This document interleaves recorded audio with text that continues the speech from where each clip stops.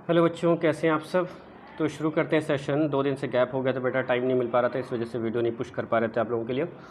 ठीक है, तो शुरू करते हैं सेशन। आज का सेशन शुरू करेंगे। सेक्शन दिया हुआ है आपका, जैसे आप लोगों ने पढ़ा, घातक जीन्स यानी लेथल जीन्स, बहुप्रभावी जीन्स यानी पीलोट्रॉपिक जीन्स, और दूसरा हो गया आपका क्या, पॉलीहाइब्रिड क्रॉस, और आपका independent law of movement assort. ठीक है, और साथ में आपका डाई हाइब्रिड क्रॉस भी इसी सेशन में होगा।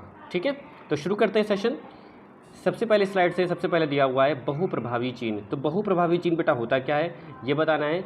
बहुप्रभावी जीन उसी जीन को बेटा बोलते हैं जिसको अपन लोग क्या कहते हैं, घातक जीन कहते हैं। क्या कहते हैं बेटा, घातक जीन। घातक जीन आखिर क्या होता है, ऐसे प्रकार के जीन जो कि कैसे होते हैं, अगर उनकी मात्रा अधिक हो जाती है तो किसी भी पौधे में या किसी भी व्यक्ति में वो जीन अगर पाए जाते हैं तो क्या करते हैं, पहली चीज़ तो बहुप्रभावी जीन, जिनको पैलेंट्रोपिक जीन बोलते हैं बेटा, वो क्या करते हैं, एक ऐसे प्रकार के जीन जो कि 2 प्रकार के लक्षणों को निकालते हैं। ऐसे प्रकार के जीन जो 2 प्रकार के लक्षणों को बाहर निकालते हैं। जैसे जैसे हमने मटर के पौधे में बताया था, जब मेंडल साहब ने उसको परीक्षण किया था, और मैंने एक चार्ट आप लोगों को बना करके दिखाया था कि इस चार्ट में जब हम लोग देखते हैं, पढ़ते हैं, तो क्या लिखा होता है भाई, प्रभावी अप्रभावी लक्षण, और उसके बाद दिया होता है क्या, इसके गुणसूत्रों की संख्या।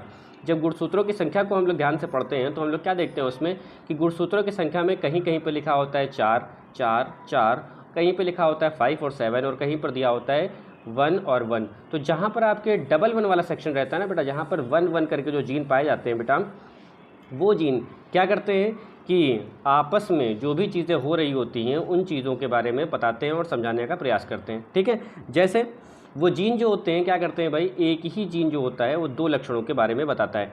जैसे कि सेक्शन अगर आप लोग देखते हैं तो आप लोग पढ़ते हैं क्या कि जो भी क्या नाम है आपकी वो थी, क्या बोलते हैं, इंडेक्स थी, उसमें हम लोगों ने क्या देखा था कि एक था बीज का रंग और दूसरा था दूसरा था पुष्प का रंग। तो बीज का रंग और पुष्प का रंग, ये दोनों चीज़ें जो हैं वो किसके अंतर्गत आ गई भाई, ये आ गई 1 नंबर गुणसूत्र के। किसके अंतर्गत आ गई भाई, 1 नंबर गुणसूत्र के अंतर्गत आ गए। अब जैसे ही वो 1 नंबर गुणसूत्र के अंतर्गत आई तो हमने उसको देखा, क्या देखा हमने उसको ने कि एक गुणसूत्र के अंदर ही 2 चीज़ें जो हैं, यानी 2 लक्षण जो है वो दिखाई पड़ रहे हैं। एक पुष्प का रंग हो गया और दूसरा हो गया बीज का रंग। बात समझ में आ रही है, ठीक है, क्लियर है। आगे बढ़ते हैं।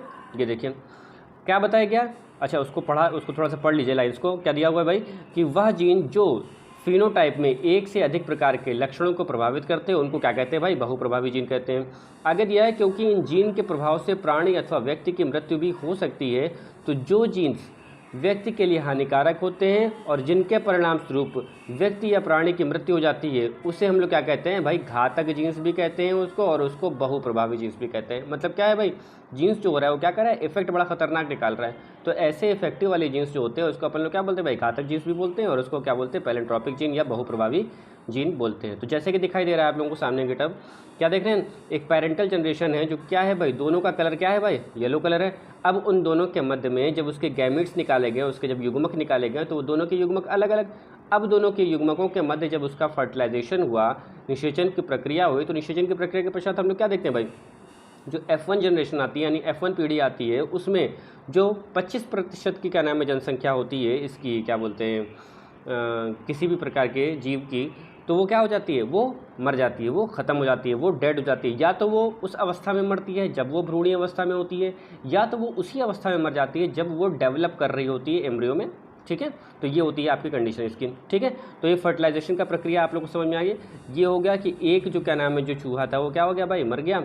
जो क्या हो गया भाई, 1/4 है हिस्से का, और उसके बाद येलो वाले जो हैं वो क्या हो गए, 2 अनुपात है उसका, और नॉन येलो वाले जो हैं वो कितने हो गए भाई, 1 अनुपात है इसका। तो इसको हम लोग अगर अनुपात में पढ़ते हैं, जीनोटाइप में इसके क्या जाएगा भाई, 1:2:1। ठीक है, क्या पढ़ेंगे भाई, 1:2:1। बात समझ में आ रही है, ठीक है, जिसमें से एक सेक्शन जो है वो इसका वो क्या हो गया भाई, ख़त्म हो गया, डेड हो गया। क्लियर है, चलो ठीक है, आगे बढ़ते हैं।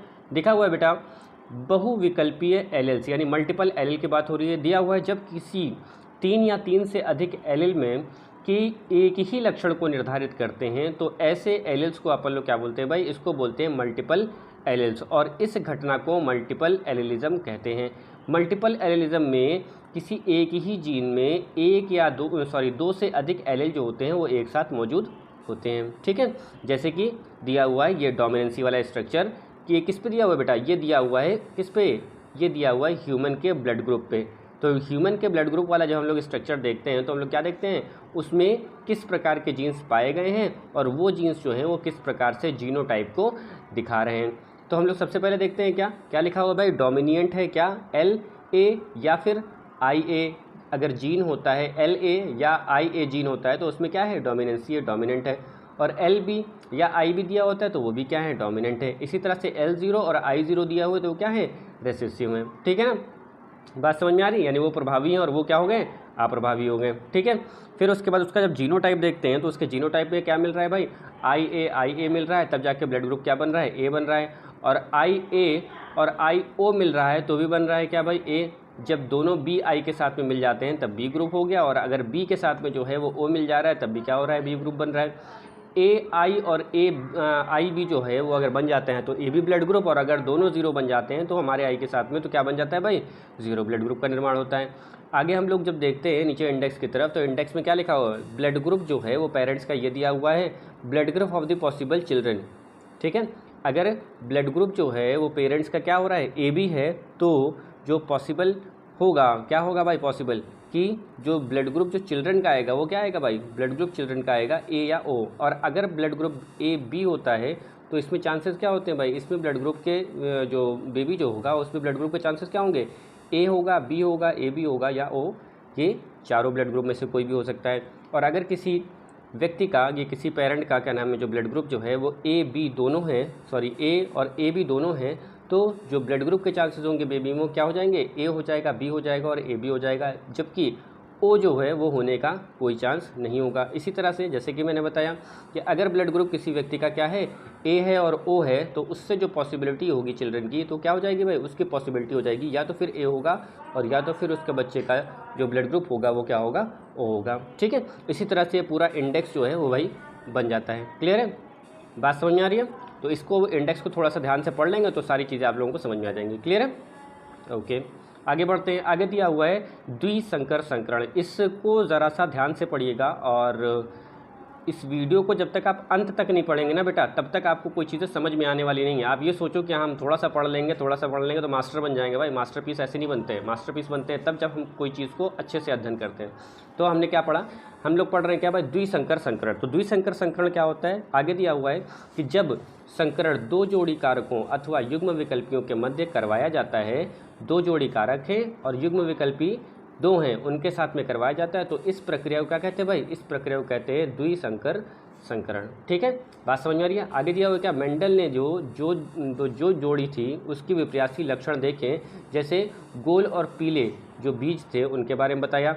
ठीक है, राउंड और येलो बीज जिसको उसने RR और YY से प्रदर्शित किया, और पौधों में हरे तथा झुर्रीदार जो थे समयुग्मजीय रिंकल्ड और ग्रीन बीज पाए गए थे, उसके बारे में बताया।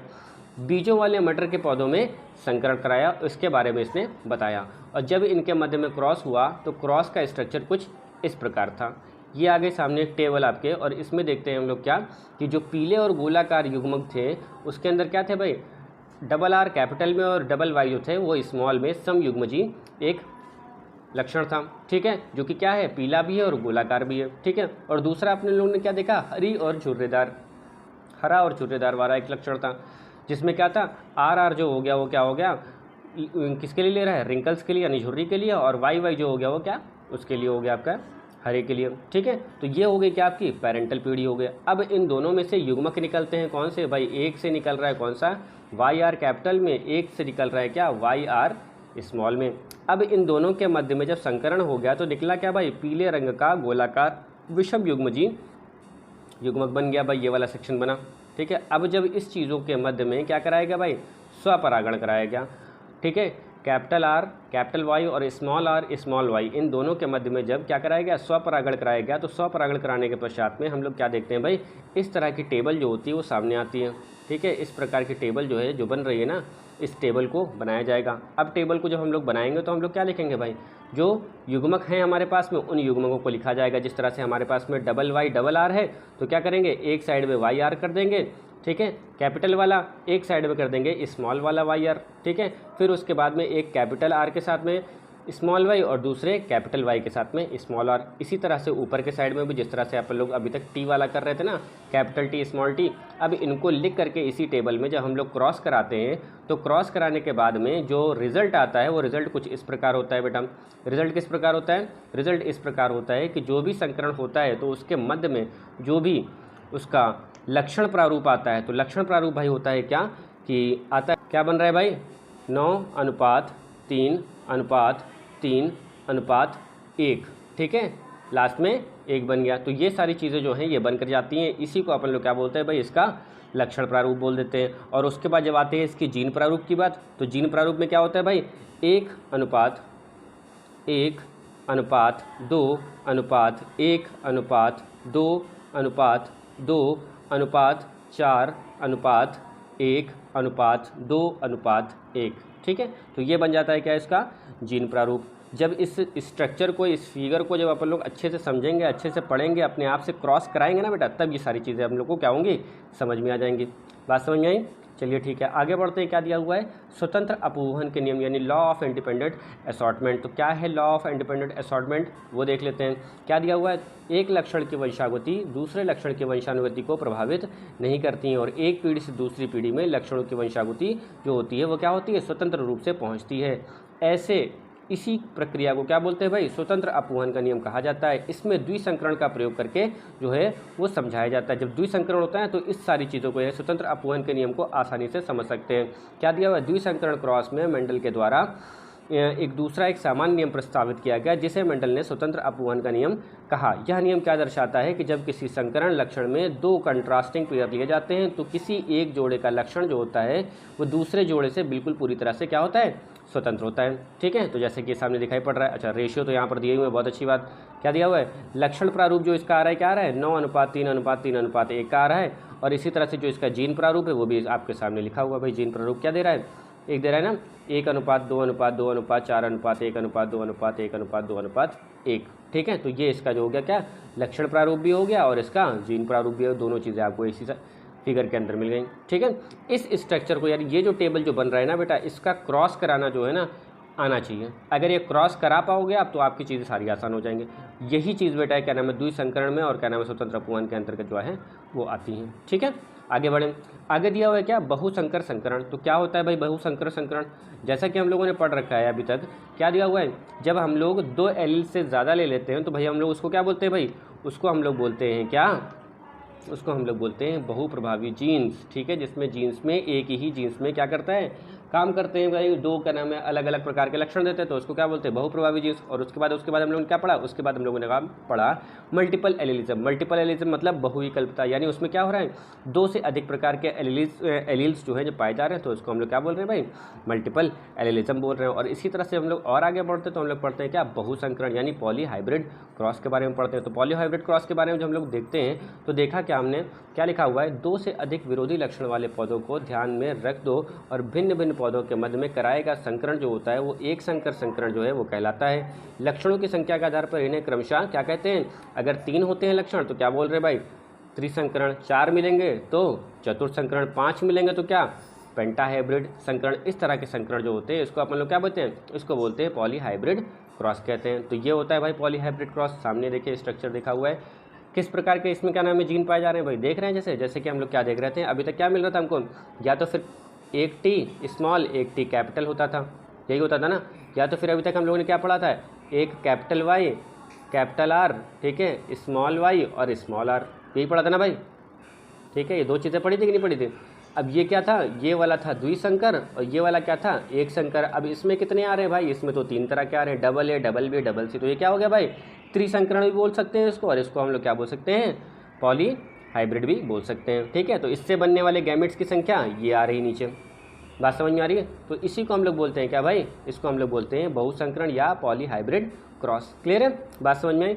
थोड़ा सा और आगे बढ़ेंगे, एक हेडिंग और देखते हैं। दिया हुआ है क्या, वंशागति का गुणसूत्रीय सिद्धांत। तो क्या होता है भाई वंशागति का गुणसूत्रीय सिद्धांत, वो देख लेते हैं। लिखा हुआ है, वंशागति में गुणसूत्री सिद्धांत के अनुसार गुणसूत्र जो होते हैं वो आनुवांशिक सूचनाओं के वाहक होते हैं। भाई सभी को मालूम है कि आनुवांशिक जो सूचनाएं होती हैं उनका वाहक कौन होता है, गुणसूत्र होता है, ठीक है। आगे दिया हुआ, जिनमें मेंडेलियन कारक या जीन्स होते हैं, और यह गुणसूत्र ही है जो वियोजित और स्वतंत्र रूप से क्या होते हैं, अपव्यूहित होकर के एक पीढ़ी से दूसरी पीढ़ी में पाए जाते हैं। बिल्कुल बात सही है कि एक पीढ़ी से दूसरी पीढ़ी में जो भी जीन जाता है भाई, गुणसूत्र जो होते हैं उसके साथ में सारी सूचनाओं को लेकर के एक पीढ़ी से दूसरी पीढ़ी में चले जाते हैं। बराबर है, ठीक है। अब क्या दिया है, दिया हुआ है वंशानुगत के जो क्रम होता है, गुणसूत्र का जो सिद्धांत होता है वो 1900 में दिया गया था। किसके द्वारा भाई, बोवेरी और सटन नाम के वैज्ञानिक जो थे इनके द्वारा दिया गया था। और यह अनुवांशिकी का मूल सिद्धांत जो है वो इसको कहा गया। इस सिद्धांत के अनुसार ही जीन जो है वो अनुवांशिकता की इकाई और उसमें पाए जाने वाले गुणसूत्रों के बारे में बताता है। तो ठीक है, बात समझ में आ रही कि नहीं आ रही है? अगर ये लास्ट वाली चीज़ ना समझ में आई तो कोई दिक्कत की टेंशन की बात नहीं है, हम उसको फिर से आगे के वीडियो में जो है वो फिर से कवर करने का प्रयास करेंगे। ठीक है, तो वीडियो कैसा लगा ये बताना है, वीडियो को लाइक और कमेंट ज़रूर करना है और अपने दोस्तों में ज़रूर शेयर करना है। Thank you so much.